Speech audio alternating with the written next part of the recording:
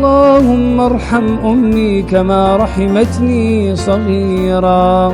اللهم أسعد أمي كما أسعدتني كبيرا.